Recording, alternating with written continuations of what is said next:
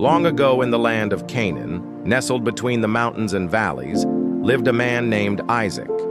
He was the son of Abraham, the same Abraham whom you may have heard about, the one who became the father of many nations through his offspring. Isaac's home was supposed to be filled with laughter and children, for he was married to a woman named Rebekah, whom God had chosen for him. However, the home was eerily silent.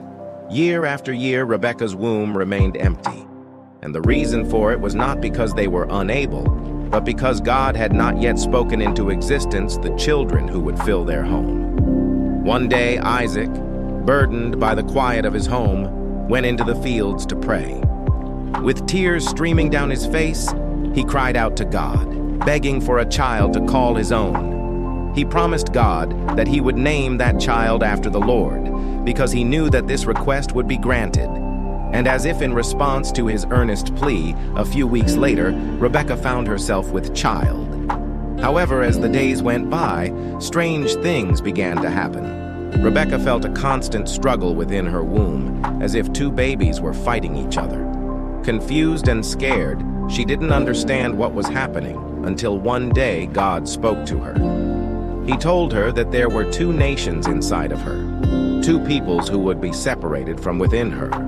The older would serve the younger, even though the younger was weaker.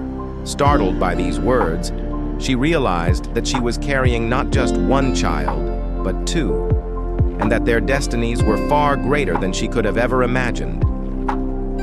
The time came when Rebekah gave birth to twin boys. The firstborn, whose skin was as red as the sun and was covered with a thick coat of hair, they named him Esau, which means hairy. But the second child was born holding on tight to Esau's heel, as if not wanting to leave his brother's side. And so they named him Jacob, which means he who holds on to his brother's heel. From that moment, the difference between the twins was clear for all to see. Esau grew into a strong and skillful hunter, spending most of his time outside, pursuing his skills in the open fields.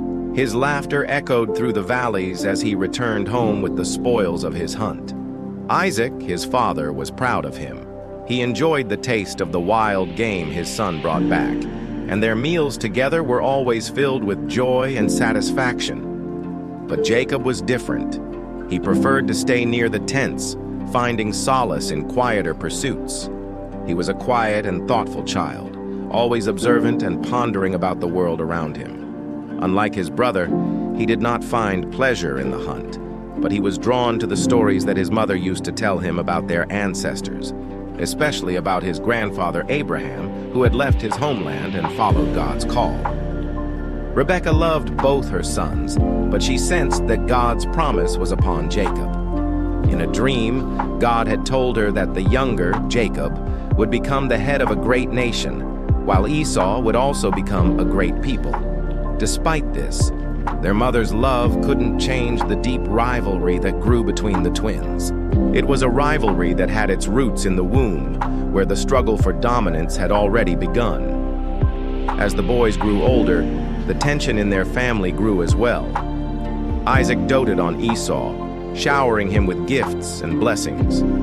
He had a special fondness for his elder son, often praising him and giving him the best of everything. Meanwhile, Rebekah favored Jacob, passing on ancient traditions and stories to him, hoping to nurture the destiny God had planned for him. The favoritism of their parents only fueled the rivalry between the brothers, turning their relationship into a battlefield where they constantly tried to outdo each other.